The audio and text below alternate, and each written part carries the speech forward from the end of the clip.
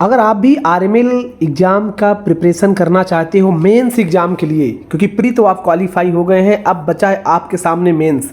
और साथियों, अगर मेंस को क्वालिफाई करना है तो अब प्री से ज़्यादा आपको मेहनत करनी पड़ेगी मेंस के लिए, क्योंकि आपका जो अब कंपटीशन है उन बच्चों के साथ है जो प्री ऑलरेडी क्वालिफाई करके आए हैं, यानी कि अब आपको ज़्यादा मेहनत करने की ज़रूरत है। तो आज हम लोग बात करेंगे कहाँ से आपको शुरुआत करनी है। तो शुरुआत आपको करनी है फंडामेंटल ऑफ नर्सिंग से, क्योंकि फंडामेंटल नर्सिंग एक ऐसा चैप्टर है, एक ऐसा सब्जेक्ट है जहाँ से बहुत सारे क्वेश्चन आपको एग्जाम में देखने को मिलेंगे ही मिलेंगे। तो ऐसा क्या क्या फंडामेंटल के अंदर पढ़ना है, इसके लिए पूरी वीडियो आपको वॉच करनी है, क्योंकि पूरी वीडियो में आपको पूरा फंडामेंटल का डिटेल बता दूंगा कि क्या क्या पढ़ना है और कहाँ कहाँ से रिपीटेड क्वेश्चन हर बार एग्जाम में पूछे जाते हैं। लेकिन साथियों, अभी तक आपने मेरे चैनल को सब्सक्राइब नहीं किया तो मेरे चैनल को सब्सक्राइब कर दीजिए, वीडियो को लाइक भी कर दीजिए और शेयर भी कर दीजिए, क्योंकि एक शेयर आपका मुझे मोटिवेशन देता है। चलो साथी, हम लोग बात करते हैं फंडामेंटल नर्सिंग में। तो पहले आपको क्या पढ़ना है, तो पहले आपको इंट्रोडक्शन ऑफ नर्सिंग पढ़ना है फंडामेंटल के अंदर। इंट्रोडक्शन के अंदर क्या पढ़ना है, जैसे कि आपको नर्सिंग थ्योरी पढ़नी है, क्योंकि नर्सिंग थ्योरी से क्वेश्चंस आता है। फ्लोरेंस नाइटिंगेल के बारे में थोड़ी सी पढ़नी है। हेल्थ असेसमेंट का टॉपिक आपको पढ़ना है, और आपको पढ़ना है position during clinical diagnostic procedure आपको पढ़ना है। वाइटल साइंस पढ़ने हैं। वाइटल साइंस के अंदर क्या पढ़ना है आपको, temperature, pulse, respiration, blood pressure. अभी देखिए, जैसा कि नॉर्सेट का भी पेपर हुआ, उसमें पूछा गया था आप ब्लड प्रेशर ले रहे हो किसी पेशेंट का और ब्लड प्रेशर ले रहे हो, बीपी कब छोटा है तो क्या होगा। अरे सिंपल सी बात है, बीपी पर छोटा है तो ब्लड प्रेशर बढ़ा आएगा। तो ऐसे आपको क्लिनिकल क्वेश्चंस पढ़ने हैं, क्योंकि ऐसे ही क्वेश्चन आपके आने वाले हैं मेंस के अंदर। तो ये सब कुछ आपको डिटेल में पढ़ना है कि पल्स क्या है, रिस्पायरेशन क्या है, नॉर्मल कितना होता है, बढ़ कहाँ जाता है तो क्या बोलते हैं, उस टर्म को क्या बोलते हैं, सारी चीज़ें पढ़ना है। मैं आपको डिटेल में नहीं बताऊंगा, सिर्फ आपको टॉपिक का नाम बताऊंगा, क्योंकि डिटेल में वीडियो बहुत बड़ी हो जाएगी। डिटेल में वीडियो के टॉपिक के बारे में भी हम डिस्कशन करेंगे ही करेंगे। दूसरा साथियों, जो आपका चौथा टॉपिक है वो पढ़ना है आपको medication administration, drug dose calculation. ये बड़ा इंपॉर्टेंट है, क्योंकि मेडिकेशन पूछता है कि राइट ड्रग्स क्या है, कैसे ड्रग कैलकुलेशन करते हो, तो कभी कभी फार्मूला ही पूछ लेता है, उसको भी आपको एग्जाम में आना ही आना चाहिए। फिर हम लोग बात करते हैं ट्रामा एंड इमरजेंसी। अगर किसी पेशेंट को ट्रामा और इमरजेंसी हो गया है तो आप कैसे हैंडल करोगे, ये चीज़ें पढ़ोगे आप। तो इसके अंदर क्या क्या पढ़ोगे, कुछ इमरजेंसी ड्रग्स है जैसे डोपामीन है, नॉरेड है, वारफ्रीन है, एस्प्रीन है, इसके बारे में पढ़ोगे आप। कुछ ट्राइएस सिस्टम है, जैसा कि डोबिटामाइन के बारे में आप पढ़ सकते हो। आप डिजॉक्सिन के ड्रग्स के बारे में भी पूछा हुआ था लास्ट में, डिजॉक्सिन अगर आप किसी पेशेंट को दे रहे हो तो क्या मॉनिटर करना है। लैक्सिक्स के बारे में पढ़ना है, MgSO4 के बारे में पढ़ना है, लिथियम कार्बोनेट के बारे में पढ़ना है। एड्रेनलिन तो बड़ा फेवरेट है, हर एग्जाम में आता है, तो एड्रेनलिन को डिटेल से पढ़ लीजिएगा। मैं आपको एड्रेनलिन का अपने डिस्क्रिप्शन के अंदर PDF डाल दूंगा, तो आप लोग जाके उसकी PDF पढ़ लीजिएगा, बड़ी शॉर्टकट में ही आपको मैंने समझा रखा है उसके अंदर। दूसरा साथियों, हिपैरिन के बारे में पढ़ना है। एंटी कोगुलेंट ड्रग्स है, बहुत जगह यूज होती है, सर्जरी से पहले इसको चालू किया जाता है, सर्जरी के बाद तक इसको दिया जाता है, तो हिपैरिन भी पढ़ लेना आप। उसके साथ आप मॉर्फिन के बारे में पढ़ना, सोडियम बाइकार्बोनेट के बारे में पढ़ना, ये सब इंपॉर्टेंट आपको आएगा ही आएगा। फिर नेक्स्ट हमारा जो इंपॉर्टेंट टॉपिक आता है एयरवे मैनेजमेंट। दोस्तों, एयरवे मैनेजमेंट इतना इंपॉर्टेंट है कि एग्जाम में आपको एयरवे मैनेजमेंट पढ़ना ही पड़ेगा। इसमें बेसिक एयरवे मैनेजमेंट क्या पढ़ना है आपको, LPA के बारे में पढ़ना है, NPA के बारे में पढ़ना है और LMA के बारे में पढ़ना है।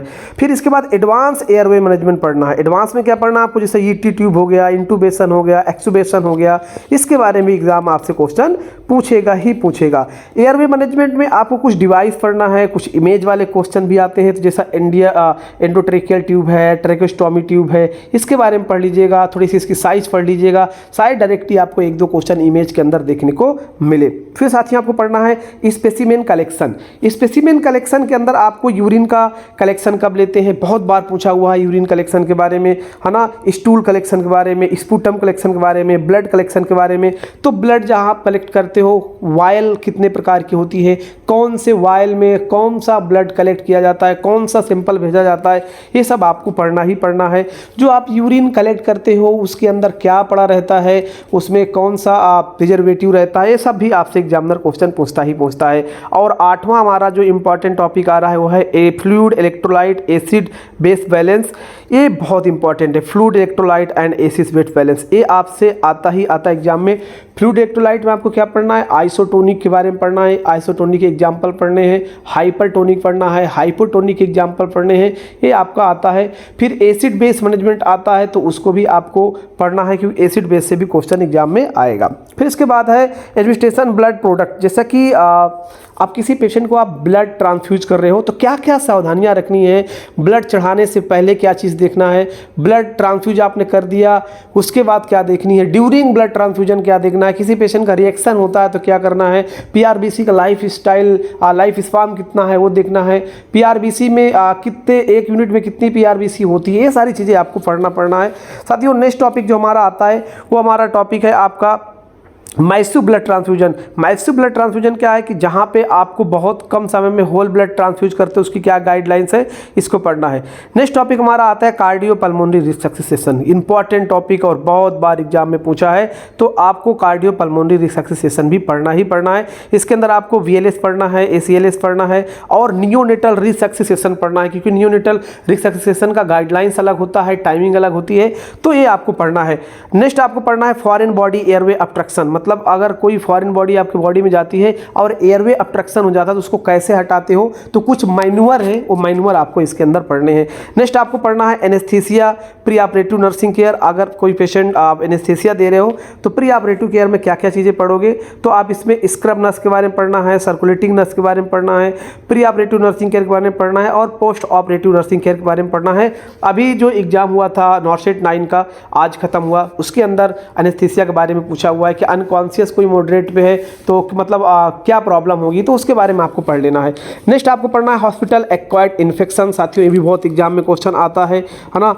सर्जिकल साइट इन्फेक्शन हो सकता है, वेंटिलेटर एसोसिएटेड निमोनिया हो सकता है पेशेंट को, catheter related blood steam infection हो सकता है पेशेंट को, catheter associated urinary tract infection हो सकता है पेशेंट को, ये भी एग्जाम में आपसे खूब पूछता है।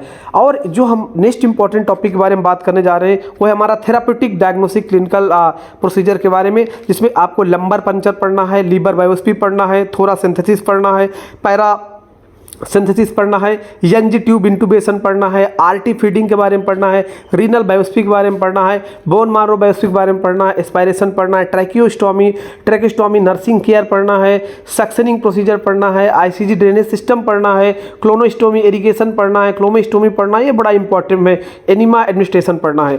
फिर नेक्स्ट आता टॉपिक हमारा ऑक्सीजन थेरेपी पढ़ना है कि ऑक्सीजन थेरेपी कितना देते हैं, कौन से मास्क कहाँ पे यूज होता है, ये इंपॉर्टेंट पढ़ना है। वुंड प्रिंसिपल पढ़ने हैं, गाइडलाइंस पढ़नी है, मैनेजमेंट पढ़ने हैं। हैंड हाइजीन आपको पढ़ना है, जो एग्जाम में बहुत बार आया हुआ है कि हैंड वॉशिंग के स्टेप कितने होते हैं, कब हैंड वॉशिंग करते हैं, ये सब इंपॉर्टेंट है। सेफ्टी प्रोडक्ट आपको पढ़ना है साथियों, एसेप्सिस के अंदर पढ़ना है और फर्स्ट एज भी आपको इंपॉर्टेंट पढ़ना है, एग्जाम के अंदर आता है। बाकी साथियों नेक्स्ट वीडियो में हम लोग बात करेंगे आगे के टॉपिक।